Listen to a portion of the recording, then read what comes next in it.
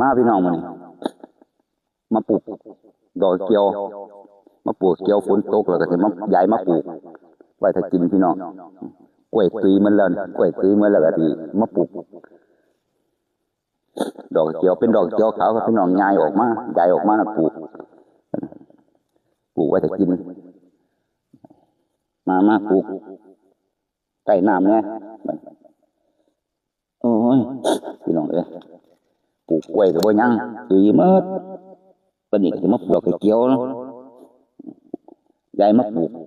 มาพี่น้องมาปลูกกันเอาไว้ถ้าเฮ็ดพันไว้ในสวนเอาไว้ในสวนก็เลยย้ายออกมาปลูกก็ได้กินพี่น้องเอ้ยยามนั้นก็บ่ต้องไปหาอยู่โคกอยู่ป่าเนาะปลูกไว้กินเอา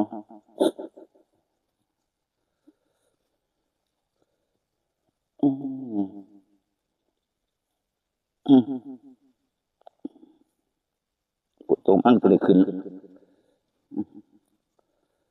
ฝนตกมาจะได้ขึ้นพี่น้อง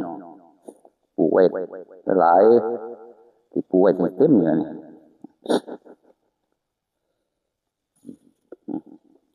เอาบ่ต้องไปปลูกหลายเดี๋ยวกับแพร่เองเดี๋ยวแพร่วันก็ว่าถ้าฝนตกเลยบ่ตกเนาะ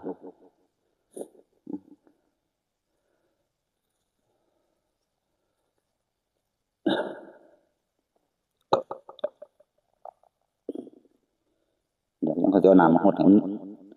ได้ขึ้นปลูกไว้ถ้ากินปีหน้าปีเดียวก็แพร่แล้วพี่น้องปีเดียวก็แพร่แล้วปลูกง่ายเบิ่งปลูกง่ายบ่ต้องไปหาในโคกหรือป่าดอกมาสะสมไว้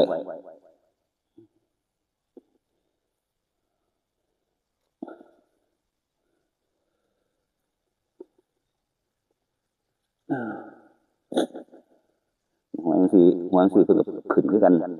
กำลังออกเนาะ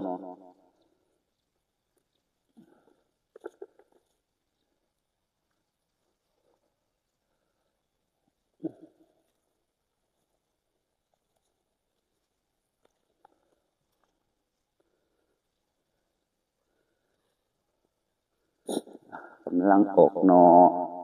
มาปลูกไว้มองนี้เป็นที่โน่นนี่กล้วยปีหมดเลยบัดนี้เอานี่มาปลูกทั้งตุ้มตำพุ่นก็ที่